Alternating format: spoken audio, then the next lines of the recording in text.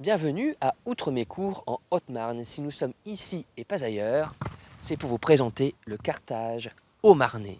Carthago delenda est, c'est ce que répétait Caton l'Ancien à propos de Carthage, une ville rivale de Rome et que Rome a détruite et rasée de la surface du globe. Et bien ici, c'est un peu la même chose qui s'est passée, mais entre le Royaume de France et le Duché de Lorraine, c'était en 1645. La motte en Bassigny. À la place des arbres, imaginez des remparts, un château, une cité fortifiée posée sur l'un des points culminants de la région. Voilà, qui va là? En 1634, 1642 et 1645, la Motte, dépendant du duché de Lorraine, fut assiégée par les armées de France. La dernière fois, sur ordre de Mazarin, la ville fut rasée. Aujourd'hui ne subsistent que quelques pierres et des fleurs, beaucoup de fleurs. En général, les gens connaissent la Motte parce qu'il y a du buis, parce qu'il y a du muguet, et parce qu'il y a des violettes. Mais ils ne connaissent pas la Motte vraiment pour leur histoire. Pourtant, c'est clair que c'est un des lieux importants de l'histoire de Lorraine et de France, puisque si la Motte est détruite, c'est parce que justement, elle était aux confins de la Lorraine, un peu implantée au bord de la France et pouvait gêner le roi de France. Les ancêtres de François d'Épinal ont vécu à la Motte. Curieux de ses racines, il a créé en 2005 l'association Pour la Motte, avec André Deguy, l'ancien maire de Bourmont. Cette association publie une revue et s'attache à préserver le site. On a fait dégager tout ça, ça a fait quand même un bon paquet de mètres cubes. Mais au moins on voit le pavage et on voit les traces des charrois. Enfin, des charrois, des chariots, de ce que vous voulez. Plusieurs siècles ont laissé leur empreinte. C'est ça, oui. D'ailleurs, c'est marrant, on voit qu'il y avait 2 largeurs de chariots. La porte souterraine est l'un des rares vestiges visibles, car à l'issue du dernier siège, 1500 paysans furent réquisitionnés pour démonter la ville, pierre par pierre. Donc là on arrive sur le point culminant de la ville. C'est d'ailleurs ici qu'était installé le moulin à vent dont on devine les traces. D'imagination, c'était ça le moulin? Ouais, les traces au sol, cette espèce de cercle qu'on a ici, dont il demeure quelques vestiges, c'était le moulin à vent de la ville de la Motte.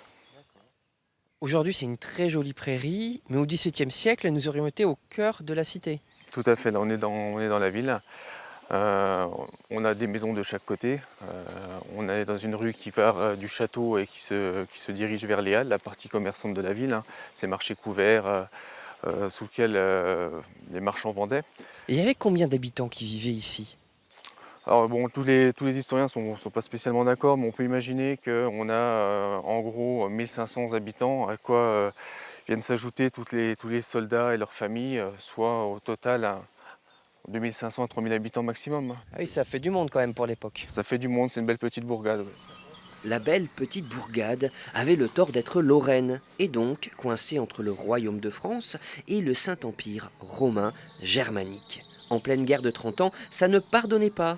Nous voici au pied du bastion Saint-Nicolas, qui fut le théâtre d'âpres combats. Sur le dernier siège qu'on a connu à la Motte, en 1645, on a l'originalité, à en croire en tout cas un des artilleurs de l'époque, Malthus, qui se vante d'y avoir utilisé pour la première fois les bombes incendiaires. Avec tous les dégâts qu'on peut imaginer en termes de violence sur les habitations, sur les individus. Donc des combats qui sont somme toute relativement violents, oui. Aujourd'hui, c'est le vide qui témoigne de la violence. À l'emplacement du château et de ses 4 tours, un modeste obélisque en hommage aux vaincus. Le dernier siège aura quand même duré 8 mois. Pour trouver d'autres vestiges de la cité disparue, il faut descendre dans les villages alentours.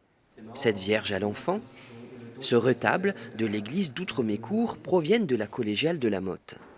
Comme les habitants ont eu l'autorisation de démonter et de récupérer les matériaux pour aller s'installer ailleurs, puisqu'ils sont partis s'installer dans les villages autour, notamment Souleaucourt et Outremécourt, on a parfois dans certains villages effectivement des pierres sculptées qui apparaissent au milieu d'une façade où elles n'ont rien à faire. C'est très souvent des pierres issues de la destruction de la Motte en fait. Et la façade de l'église d'Outremécourt est constituée d'anciennes pierres de la collégiale de la Motte. Regardez, on dirait qu'elle vient d'être posée à l'instant. Nous étions à Outremécourt et la Motte en Bassigny. La prochaine fois, nous serons ailleurs, en Champagne-Ardenne. Mon Dieu, un boulet! il avait un peu de retard celui-là.